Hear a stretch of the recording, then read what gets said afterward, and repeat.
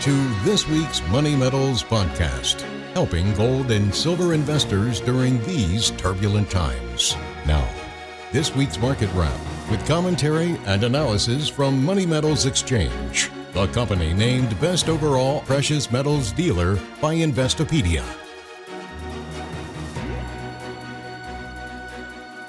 Welcome to this week's Market Wrap podcast. I'm Mike Leeson. Coming up in a moment, we have an exclusive interview with Michael Pento of Pento Portfolio Strategies and author of the book, The Coming Bond Market Collapse.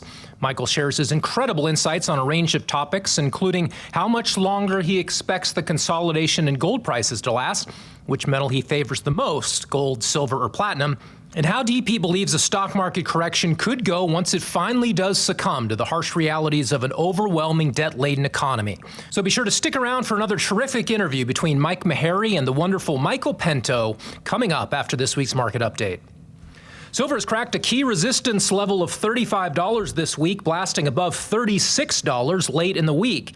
The last time we saw $36 silver was in 2011, when it was on its way to a record near $50 an ounce. Over the last year, $35 has stood as a significant resistance level for silver.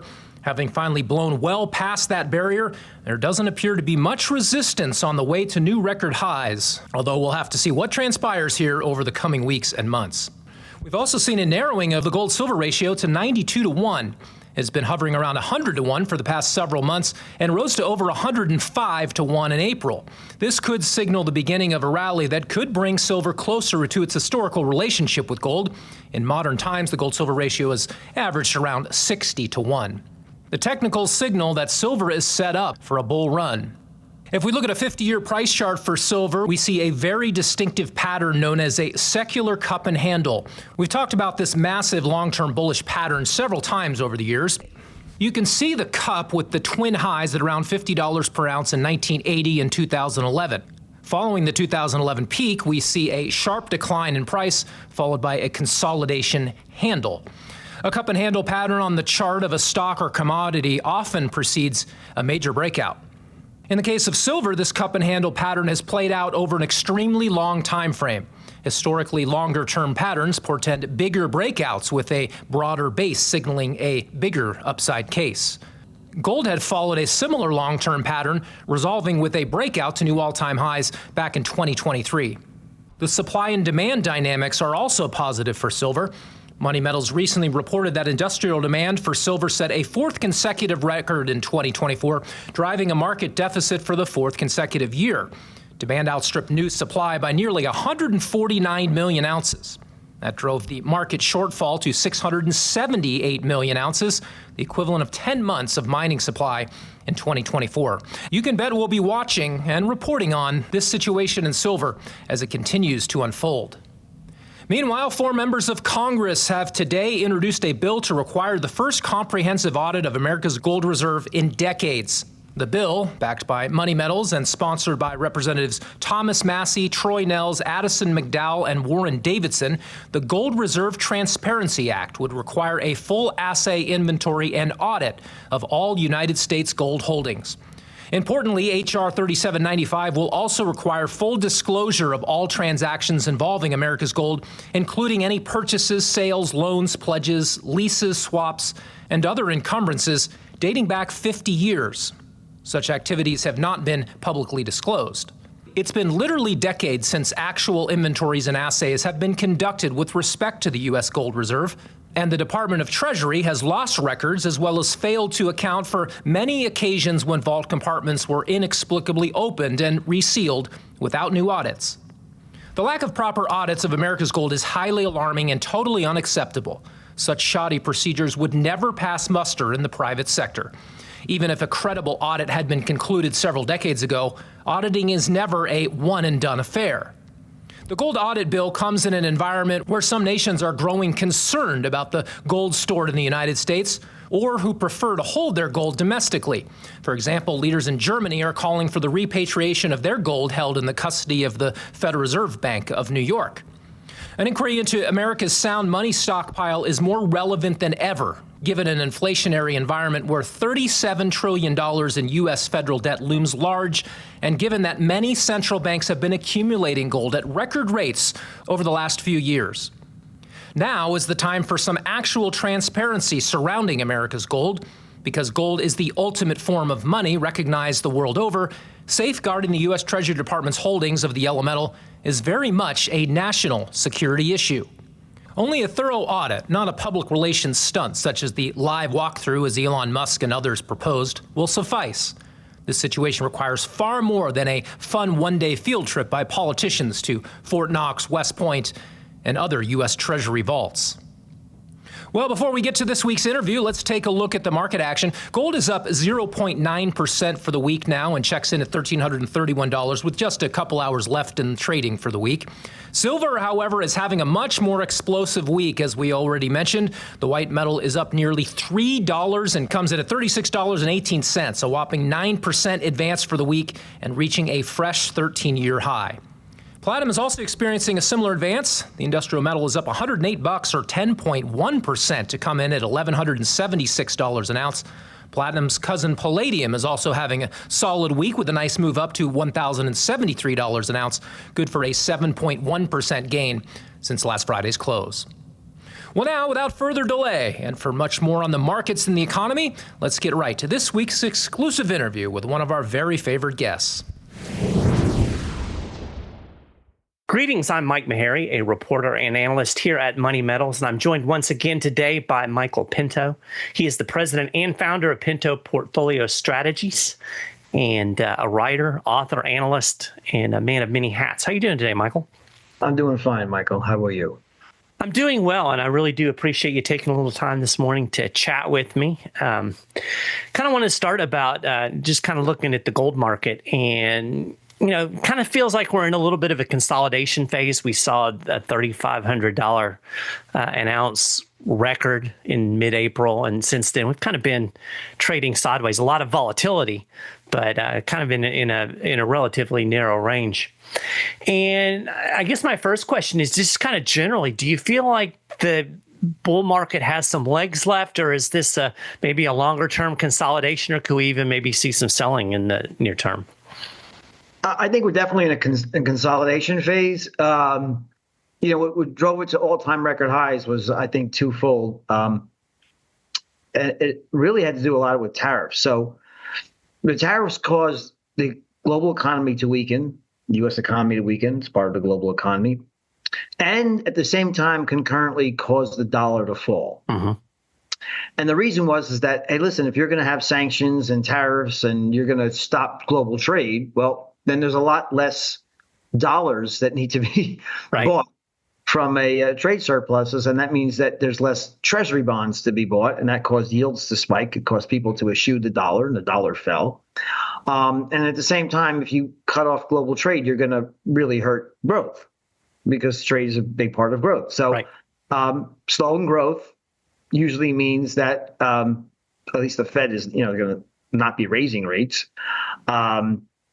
I think the Fed's on hold for a while here, but at least it gives the impetus to say, I'm not going to park my money into bonds, long-term bonds, because yields are spiking. I'm not going to park my money in stocks. They're an overvalued bubble, and the economy is not going to have the earnings growth, and the dollar's weakening, so I'm going to buy gold. Uh-huh. So what we see now with the trade war kind of, I guess, temporarily on ice, or at least I think this, Michael. I think Trump has realized that it's a wonderful idea to rebuild the middle class and to have a manufacturing renaissance and to balance the trade deficit. All those things are wonderful aspirations. But when you're in such a massive bubble in equities, bonds, and in real estate, when you cause some chaos like that, you put a big speed bump in the economy, it causes the stock market to crater, and most importantly, it causes chaos in the bond market. The credit markets freeze. So you can't have it both ways. You could say, well, okay, I really want to break the egg to make the omelet, but does Trump really want to cause a depression on the journey? And I think the answer is no. Right. He looks at the stock market assiduously. He considers it as a report card. So the bottom line is, my opinion is, he's going to do some marginal trade deals and call it a massive success. And not much is going to change. It's going to be status quo for the most part. But that's why gold is in a consolidation phase. We were very long gold heading into the meat of the tariffs, and then we sold it off to. We have a 5%, and this is what I call liquid paper gold. So it's 5% that we're trading. Right. We hold that as a liquid asset, but we have always recommended you have 5% of your net worth in physical gold in your possession. Right. That's my view on gold. Yeah, I noticed. Actually, I didn't notice, but one of the guys over at Money Metals noticed that you guys had sold some of your positions in, I think it was IAU, in May. So that all makes sense. I've been really. I watched the kind of daily. I'm sitting here working, so you see the daily ticker. You probably do the same thing, and it's like one day gold's up $80, the next day gold's up down $80, and a lot of it does seem to be kind of focused on the trade war news. If it's good news, then gold sells off, stocks rally. If it's bad news, the opposite happens. Right. What do you see, though, that maybe beyond the tariff issue? Because I agree with you. I kind of feel like, as you do, it's going to be a lot of jockeying. But at the end of the day, they're going to make some deals, and it's probably not going to be significantly different than it was in before. What are some of the things that you're looking at beyond the tariffs that you think are really going to be major factors with the markets as we go forward here? Well, we have $37 trillion in debt. And my calculations, which I look very closely at, the continuation of the TCJA, the Tax Cut and Jobs Act, and the no tax on tips and overtime and the write-off of interest on your car. I've done all the numbers, and I predict, given realistic numbers, that we're going to have $67 trillion of debt in the next decade. Jeez, that's amazing. And I think the only thing that you can say for sure when you have $67 trillion in debt is the Fed's balance sheet is going to have to skyrocket because the Fed's going to have to own it all. Let's not use hyperbole. You're going to have to own a great portion of that increase in $30 trillion in debt in the next decade. So it took 250 years of this Democratic Republic, to amass $37 trillion. And we're going to do 30 in 10 years. That's amazing. By the way, that's if we don't have a recession. Right. And that's if interest rates remain relatively quiescent. And I would bet that the latter is not going to be the case. Mm-hmm. And I would bet the former is not going to be the case either. We average a recession every 6.5 years or something like that in this country. Mm-hmm. So the fact that we're going to have another decade of no recession is ridiculous. Yeah. It's ridiculous, especially given where our starting point here. So the Fed's going to have to be a big monetizer of the debt. And when you think about who the buyers are going to be, we just talked about how foreigners no longer have a lot of interest in holding sovereign debt and U.S. sovereign debt denominated in dollars. Yeah. Not when you have sanctions and tariffs and confiscations. What's the reason? What's the purpose? Right. So rather than park their trade surplus and their savings in U.S. Treasuries, they're going to park a lot of that in gold, and that's exactly what's happening. So the dollar is going to be weak. The Fed is going to be cutting interest rates. The Fed is going to be expanding its balance sheet. The economy does not grow very fast under that onerous amount of debt. Debt to GDP is still going to skyrocket. I'm a libertarian, so I'm all for lower taxes, but you have to cut spending too. Yeah, you have to do both. There is no will from Democrats and Republicans to really take on the entitlements. So we're going to have massive debt and deficits. It's going to be monetized. The dollar's going to fall. And I think gold's going much higher in the long term. It's in a secular long-term bull market. It's just in a consolidation phase. And I'm an active trader. So I fully anticipate buying more gold in the near future. Right.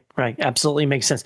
It makes me happy to hear you say that, because I actually wrote an article last week talking about the fact that really the only path I see forward is debt monetization. There's not demand for the amount, the sheer volume of debt that has to be issued to cover it. on top of the Michael, not at this price. Yeah, no way. Exactly. Yeah, not at this price. I guess everything can work at some price, but then you look at the interest side of the equation, and you look at the interest expense that the U.S. is already having to fork out, and it's obvious to me that it's problematic. But why do you think that so many people, when you start talking about, these kind of longer term trends in the bond market, you talk about de-dollarization, dollar weakness. I don't know. It seems to me that most people that are out there that are just kind of walking through the mainstream are just kind of like, oh, it's fine. There's always going to be demand for U.S. debt. The dollar's always going to be strong. I mean, why do we have this perception that the dollar is almost like bulletproof, do you think? Well, let's just touch on the fact what we just said. What people say, well, the U.S. is the most deep and liquid bond market in the planet, and will always be demand for our bonds. And I guess maybe that's true. But I asked this question to that person who I'm thinking of, who always says that the bond market's the deepest and liquidest, the U.S. bond market. Was that the case in 1980? Was the U.S. bond market the deepest and most liquid? And the answer is yes, it was. Interest rates went to 15% back then, when we hardly had any debt to there wasn't hardly any debt to GDP. It was like 35% U.S. national debt to GDP, not 130. It was 30. Yeah. So 35 or 40%, somewhere around that neighborhood in that time frame. So even if we had a quiescent debt to GDP ratio, which we don't, inflation could bring bond holders to demand a real interest rate of, close to double digits. Right. So that, to me, that's what's going to happen again. But the next time we're going to have a problem, not only with inflation, we're going to have a solvency issue too. So interest rates could easily spike well into, towards 20% in the future. Yeah. I have a theory. I wrote a book about it in 2013, predicting exactly this crisis. Well, yeah, I was actually going to bring that up. You did indeed write a book titled "The Coming Bond Market Collapse." I was going to ask you if you thought maybe we were in the early stages of that collapse. So I'll go ahead and ask you that now, since you brought the book up. Yeah, we're 100% in the early stages of that collapse. It was going to be either. Listen. At some point, we were going to enter into a period of intractable inflation, where the Fed would have to try to engage in some kind of yield curve control. Right. But unless the Fed assents to buying every single fixed income instrument in the United States, which would be Weimar Republic type kind of inflation, right, yields are going to go much higher. Yeah. And the bond market is going to collapse.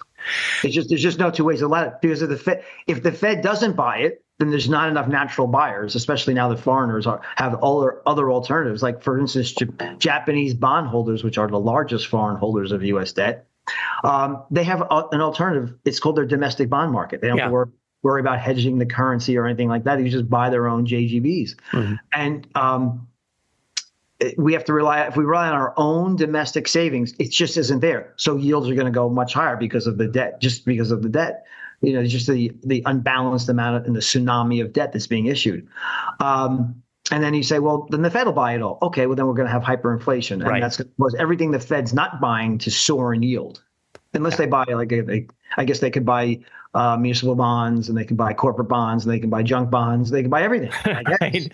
Yeah. Well, there was some speculation that they were going to have to do that during the pandemic. And of course, that was just a short-term blip that was, a lot of external factors there. You're talking about fundamental things that are going on in the kind of the underbelly of the economy. I have a theory. I kind of want to run this past you. I just thought of it. I've talked about this with some other folks. I feel like that you and I are a little bit older. I mean, I'm not going to say we're old, but we're a little bit older. I remember those high interest rates in the 80s. I remember my parents griping about, particularly mortgage rates at the time, because that was kind of the world that they were in. But I feel like a lot of people that, maybe are in their 30s and 40s don't remember that. Like, they've lived almost their entire adult lives in this weird 0% interest rate environment. And I think a lot of people think that's normal. Do you think that's kind of true, that there's this little bit of a bias, recency bias in the way people analyze the markets? 100%. So I guess some people say it started after 1987. when Greenspan's, bailed out the October crisis, Black Monday, but went on steroids in 2000. Right. And somewhere along the way, and we're 25 years after the NASDAQ crash, but I see it in all of my friends, the individual investors, that all say the same thing. Don't worry about anything. The Fed and the government have your back. Yeah. If there's a recession, the Fed has your back. They will cut interest rates to zero and print money. Right. If there's a credit crisis, the Fed has your back. If there's a problem in the stock market, a bear market, if there's a deep recession, the Treasury will issue trillions of dollars and send checks in the mail, helicopter money. There's no way the market's ever going to go down. Well, I mean, if that's the case, maybe it won't go down in nominal terms, but in real terms, it's going to get destroyed. Right. So what they do, the fiscal and monetary policy, which is what my model is based on, what they do, government does, affects how I'm going to invest.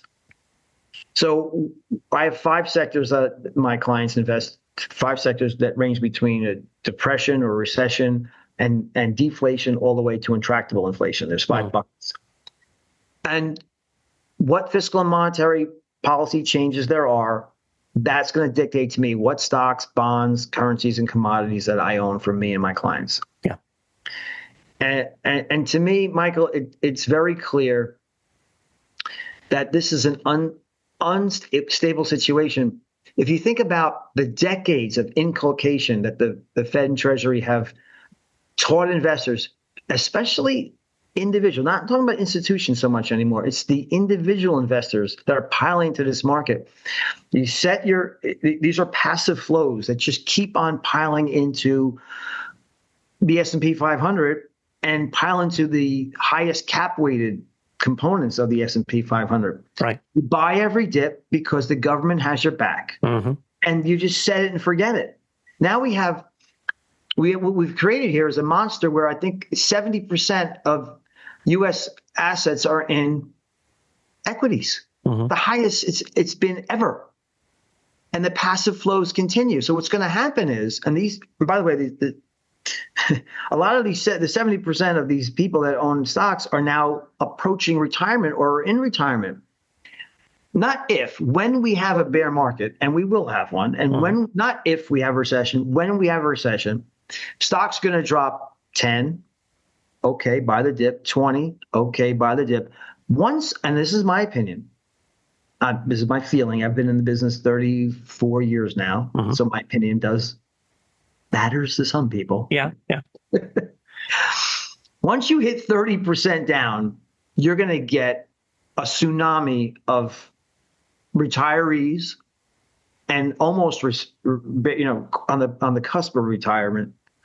Call up their 401k plan administrator and say, hey, get me the hell out of stocks now. Yeah. My retirement is on the line.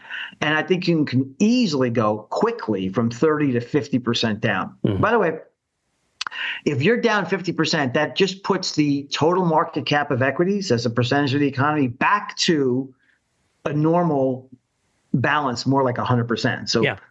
So the total market cap of equities would be 100%. But now we're about 200% of GDP, back to 100. So 50% drawdown. Now, of course, you tend to fall below that. You don't stop, historically, you don't stop exactly at 100%. Right. Because the average of that ratio is closer to 90. And that assumes the denominator doesn't drop too. And GDP could and should and will drop when you have this kind of chaos. So you will have a lot of potential energy that could go kinetic here once we have the recession. And yes, I do believe that we'll have helicopter money. Yes, I do believe, in arrears. I mean, after we're down 20, 30%, you'll have the Fed cut again to zero and be ZIRP and QE and all that happy stuff. Yeah, that's the fork they know. But I have 2 things to say about that. Number one, well, maybe 3, but let's just get at least 2. Number one, it's going to happen after the fact. It'll be ex post the crash. And then what happens with inflation? How high does it go? And number 3, what happens to long-term interest rates when the Fed's balance sheet, we were talking about that before, release money printing. Let's put some numbers on it. The Fed's balance sheet, which is the securities they hold, used to be about $800 billion. $800 billion. Yeah. $800 billion in 2008. Mm-hmm. It spiked to $9 trillion. Crazy. $9 trillion in the space of just over a decade. Mm-hmm. And now we're down to about $6.6 trillion to the Fed's credit. Right. Quantitative tightening. Yeah. I think the next crisis is going to bring it well into the double digits. Yeah. And it's that inexorable trend towards that level, 15, $20 trillion Fed's balance sheet. That's going to wreak havoc on the dollar and wreak havoc in the bond market. That's my prediction. I remember Ben Bernanke when he launched QE for the first time in 2008, and he was in front of Congress and he swore this is not debt monetization. It's an emergency measure. We're going to sell all of these bonds that are on our balance sheet once the crisis is passed. Yeah. And you just mentioned we're still over $6 trillion. So after the 2008 crisis, they were at what? They had it, I think, $4 trillion at that point. So we're still not. Those bonds are all still there, which is pretty. So it went to $4.5 trillion. So the Fed's balance sheet, best of my memory, was $4.5 trillion going into COVID. Quickly went up to $9 trillion. Why are we not back at $4.5 trillion? Is beyond me. Yeah. Why can't they do that? But the gamblers on Wall Street love it. It's more gambling money. So what we're talking about here, just to be absolutely clear, the Fed does print money. People say the Fed doesn't print money. The Fed doesn't buy bonds. They use private banks as a conduit to buy bonds. Exactly. Okay. You flood the banking system, the primary dealers, with credit, Fed credit. What they do with that credit is buy bonds. Yeah. And they use it as backing for loans. By the way, Fed credit can be converted to cash. That's why it's part of something called high-powered money, which is physical coins and currency in circulation, plus Fed credit. That is the monetary base, high-powered money. Which is interesting because, that's been going up for over a year now, which I point that out to people because, there's especially, I think, a lot of Trump apologists that are talking about, inflation's dead, and he's conquered inflation. Well, no, not really. I mean, prices aren't going up as fast as they were, but we're still inflating the money supply, and that has ramifications. And Michael, we're inflating the money supply, but we're inflating it. We're inflating the level of prices. I mean, prices went up 40%, 50% after COVID. Home prices are unaffordable. It's the most unaffordable in history. Yeah. It can't be purchased from first-time home buyers have been priced out of the market. Congratulations, Federal Reserve. Yeah. They're supposed to be in business to protect the middle class and down, but maybe not. But it's the level of prices that's already bankrupt the bottom 3 or 4 quintiles. Yeah. It's only the top 20% that's keeping the economy going here. Yeah. So prices are going up at 2.5%, 3% from which is higher than the 2% target, and from an already unaffordable level. Now you're going to pile tariffs on. Tariffs are taxes. They're paid by importers. Pay those prices. So it's shared. The exporting country could eat a little bit. They can reduce their currency.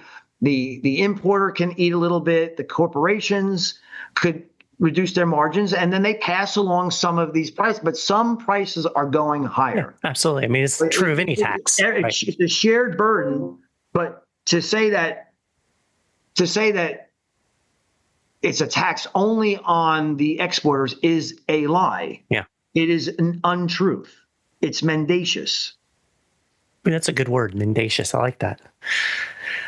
Before I get you out, I do want to ask every guest I ask this question because it's a question that people ask me constantly. I want to talk a little bit about the silver market and the fact that the perception is silver is a laggard. We're still seeing gold silver ratios in the upper 90s. Do you think that silver is going to catch up with gold as it has historically, or are we entering into an era where maybe we have these wider gold silver ratios? Well, this is a Money Metals interview, right? It is. So I would love to say I'm in love with silver, and AG is going to catch up with AU. But unfortunately, I can only be honest and tell you that, I mean, gold is the purest form of money that we have. Silver tends to do really well when we have a period of global growth and inflation at the same time, because it does have an industrial component to it. Right. So I still favor gold over silver. I know it's, silver's poor man's gold, whatever. I mean, listen, if you, in times of chaos, and if you want a pure monetary alternative that doesn't have the volatility component of silver, it's gold. Yeah. So so I could be wrong, but that's where I stand. Well, I agree with that as well. Yeah, I'm pretty bullish silver personally, but no, I think that's a very fair and accurate analysis. I'm not bullish. I'm gonna say I'm not saying don't buy silver. Yeah, buy silver, but I don't think it's going to catch up to gold. At one time, I had this discussion with my mother recently, and she was insisting that platinum was more expensive than gold because at one point gold was much less expensive than platinum. And I told her, well, platinum is like nothing compared to gold right now. Yeah, I think gold is more than, what is platinum now? About $1,000 now. So gold's almost like three times what platinum is. Yeah, platinum is 1,020 right now. Is where platinum is. Yeah, so I tell her, well, I said, Ma, gold is about 3 times what. She goes, no, it's not. No, it's not. Gold is platinum. It's platinum. But listen, gold is because the world needs another alternative currency besides the U.S. dollar. Yeah. Because you cannot trust U.S. Treasury bonds in an insolvent nation that has a real intractable problem with inflation. You need another alternative, a big, deep, liquid alternative, and gold is fulfilling some of that role. Yeah. And it's not silver. Yeah, absolutely. I agree. It's not platinum either. Right. Maybe it will be some, but it's not right now. It's gold. Right. Because this gold is virtually indestructible. And you can't create it. I know you can create it for about 2 seconds. There was this like meme going around. Hey, they can create gold. Gold's going to crash, just like they created diamonds. Well, yeah, you can create diamonds because diamonds aren't an element. It's compressed carbon. Gold is an element, and you can create it, and it lasts for like a couple of milliseconds. Yeah, and you can't create a lot of it, and it's not really worth anything if it goes back to being. I think it's I forgot the element. I forgot the element they used to create gold in an in a chemical, an atomic reaction. Yeah, but no, you can't create it. It's very beautiful. It's portable. It's divisible. It's virtually indestructible. It's beautiful, and it is money, not paper dollars. Yeah, there is no fiat currency that exists on the history of planet Earth that has lasted as long as gold. They've all gone away. And I think that right there is the fundamental thing. And, it's when you talk about the kind of global aspect of it, what are central banks buying right now? They're buying gold. And because you know why, Michael? Let me just be very clear, because I sometimes I'm a little obtuse. Because if you buy it, let's just say China has a trade surplus with the United States. And they used to recycle their trade surplus into treasuries, which are denominated in dollars. And they say, well, if I offend the United States or if the president doesn't like me, they can confiscate my wealth. They can impose sanctions on me. And I don't want to have my wealth, my sovereign wealth, subject to a third party. So I'll just buy gold and keep it in my country. So my wealth is my own. It makes more okay. That doesn't make a lot of sense in a world where interest rates are rising and they're very high because you're not making any money on your gold, any interest on your gold. But interest rates are still relatively low. Right. So you don't have that potential of losing your sovereign wealth. Yeah. By the discretion of another country. So gold is a viable alternative, especially in this era of relatively low nominal rates. And when by the way, real interest rates, I just want to leave you with this one point. For most of our lives, of investing lives, mine and yours, real interest rates were positive. Right. But somewhere around 2007, that global financial crisis, we had a period where interest rates were not only negative in real terms, profoundly negative, like 8-9% negative. Has never before happened. And in nominal terms, they were negative in Japan and Europe. In nominal terms, interest rates were negative. So you had to pay money to someone when you lent it to them. So we have turned the world. There was one study done by some group since the Byzantine Empire, the 3,000 years of recorded human history. At no point in time were interest rates ever negative in nominal terms.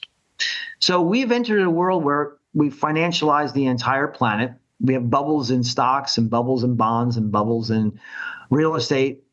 We're going to have a grand reconciliation. I call it a grand reconciliation of asset prices. I have an actively managed fund that I created called the Inflation Deflation Economic Cycle Model.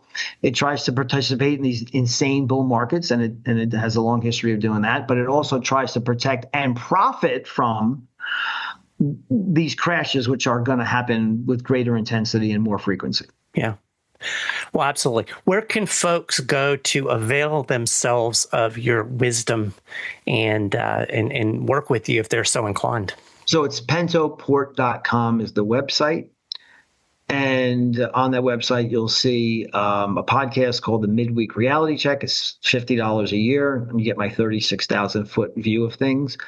And if you're a U.S. citizen and if you're qualified for the portfolio, you have $100,000 to invest. I will personally manage your money in that paradigm IDEC strategy. Well, it's fantastic. You're one of the best people out there, in my opinion, of kind of backing up and giving that high level, broad view of what's going on, because I feel like so much of the analysis that's out there is focused on whatever came across Twitter 30 seconds ago. And you really did a good job of kind of giving folks a perspective of what's going on in the underbelly that needs to be paid attention to among all the headlines. So I really appreciate that. Thank you, Michael. I just want to leave. Thank you very much for saying that. I just want to say that the stock market is trading at 22 times forward earnings growth of 14%. I don't know how the heck you can get 14% earnings growth when we just had reports out today that the service sector is in contraction. Right. In May, the Q1 was negative. So, I mean, margins are going to be definitely shrinking. So you have a very, very expensive stock market, and everybody's in the same boat. Everybody's long. Yeah. So if you don't have an active manager who has a robust model that can get you out of harm's way, when this thing really collapses, then I think you're going to be very, very sorry you didn't do that. I agree completely. Well, Michael, thank you so much for taking time out of your busy day to chat with me. Always appreciate it. Always appreciate your insights, and I'm sure we'll have you back as things unfold here moving into the future. So thank you again. Thank you, Michael. Looking forward to it. Good stuff there from Michael Pento, as always, and I hope you enjoyed that interview. And that will do it for this week. Be sure to check back next Friday for next weekly Market Wrap podcast. Check out the Money Metals Midweek Memo podcast as well. That airs each Wednesday. To listen to any of our audio programs, just go to moneymetals.com/podcast or find them on places like Apple Podcasts, Spotify, or other podcast platforms. And as a big help to us, we would ask that you please like, subscribe, download, and rate our podcasts. Doing so helps us extend the reach of this material. Until next time, this has been Mike Leeson with Money Metals Exchange. Thanks for listening, and have a wonderful weekend, everybody. Thank you for joining us for this week's Money Metals podcast. Be sure to come back next week, and don't forget to subscribe to our podcast through iTunes. For answers to all of your questions, or to discreetly and securely buy or sell gold or silver coins, bars, and rounds, call 1-800-800-1865 or visit www.moneymetals.com. Our knowledgeable and no-pressure specialists are standing by to answer your call during business hours, Monday through Saturday. Or you can lock in your order online, 24 hours a day, 7 days a week. Again, visit us at www.moneymetals.com or call 1-800-800-1865.